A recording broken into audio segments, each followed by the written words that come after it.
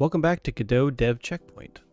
Now in our last video we got our character moving using the arrow keys, but remember the checkpoint we mentioned? We need to add the A and D keys to replace those generic UI left and right actions with our own custom names. Today we're mastering the input map to define professional input actions. This makes our controls easy to remap and ensure our code is clean and readable. Now let's give our code the input setup it deserves. Let's dive in.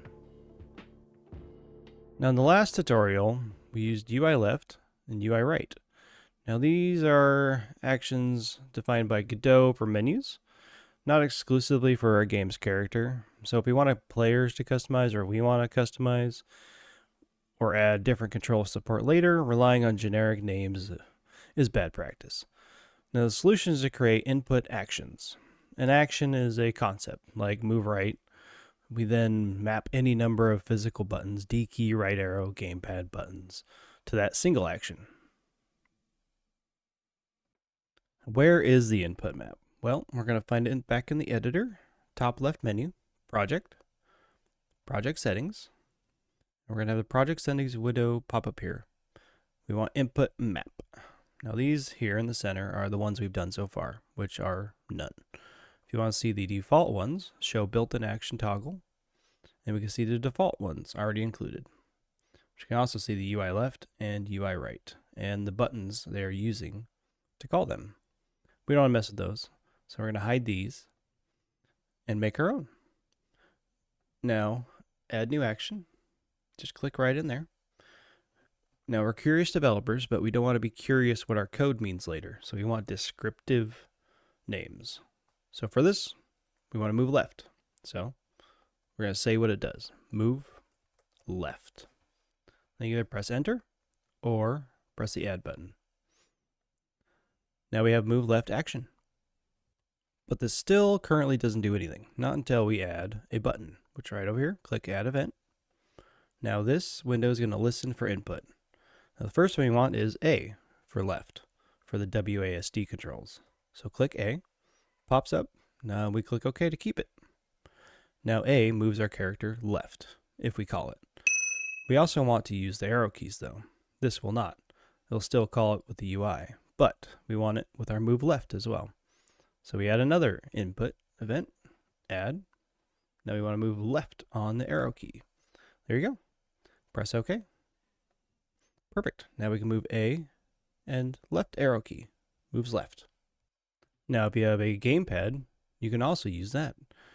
Now, if you click input, add event again, listen for input, and move left on your controller, that will also pop up, and you can save that. Now, our move left is about done. Now, we want to also move right.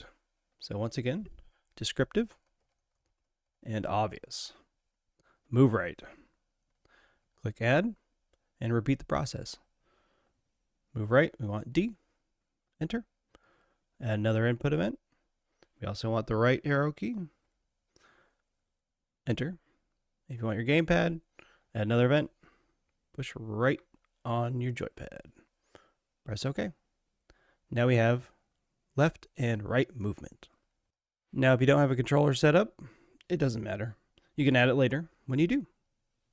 Great, now we successfully mapped the A and D and right arrow keys and a joypad to our custom actions. Now you can close the project settings window. Godot saves these automatically. Now back in our player GD script, we are going to focus on the input.getAccess. Now we want to use our new actions that we just created. So UI left, we want to change that to move left. Now these are strings, so you want to make sure they're spelled exactly how we spelt them. And then it pops up this little autocomplete too that helps.